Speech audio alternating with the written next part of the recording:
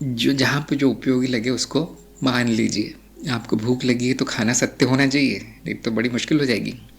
और स्वयं का तत्व जानना है तो दर्शन शास्त्र वाली परिभाषा प्रयोग करना उचित है, यही बुद्धि कहती है। इसीलिए सत्य का यथार्थ क्या है कि उपकरण है एक तरह का, एक कांटा निकालने के लिए दूसरा कांटा उपयोग किया गया है। सत्य का कार्य क्या है?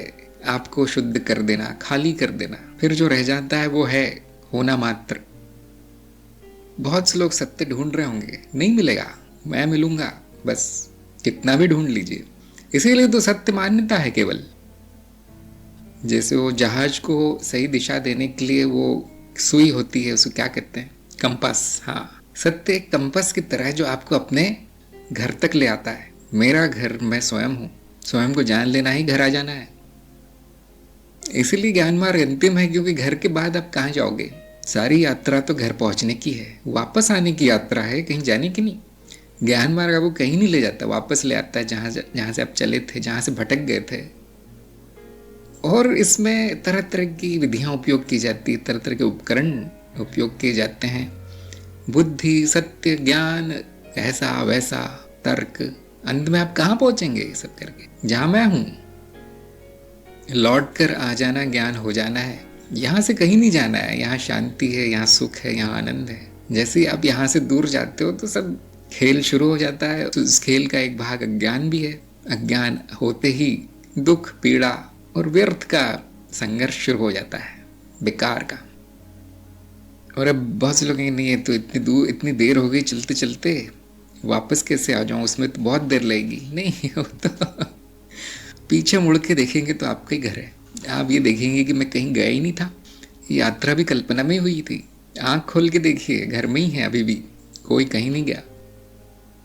इसलिए हम कहते हैं ये जो आत्मज्ञान है इस सृष्टि का सबसे बड़ा मजाक है। होता कुछ नहीं है, कहीं जाता कुछ नहीं है, कहीं आते भी नहीं है, कहीं पहुंचते भी नहीं है।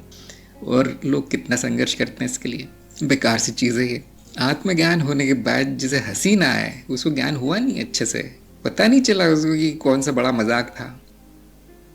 यहाँ पर यदि कहीं जा रहे हैं, कुछ चाह रहे हैं, कुछ मिल रहा है, बहुत बड़ी समस्या है। अब वो घर से भटक जाने का सपना चलता रहेगा। स्वयं को देखिए आप कहाँ हैं, और आप पाएंगे वो कुछ भी नहीं हुआ।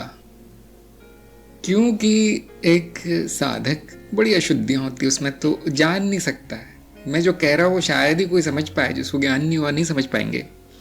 तो उसको तरह तरह के प्रलोभन देकर, तरह तरह के झूठ बोलकर, आदि आदि उसका ध्यान अपनी तरफ आकर्षित किया जाता है कि तुम कहाँ हो, देखो। नहीं, मुझे वहाँ जाना है, वहाँ जाना है, तंत्र मार्ग में जाना है, अच्छा मैं ले चलता हूँ। और गुरु हाथ पकड़ के ले चलता है, थोड़ी देर घुमाता है और पता चलता है वापस पीछे के दरवाजे से घर में ही आ गया। ये सब आप कह सकते एक नाटक है, सत्य का नाटक, ज्ञान का नाटक। ये नाटक इसलिए किया जाता है कि आप वो हो जाएं जो है। ये गुरु का प्रपंच आप लोगों की भलाई के लिए है। अगर एक बात नहीं मानते हैं और दूसरी बताई जाती है उनको, दूसरी नहीं मानते तीसरी बताई जाती है, और इसको हम कहते हैं गुरु कृपा।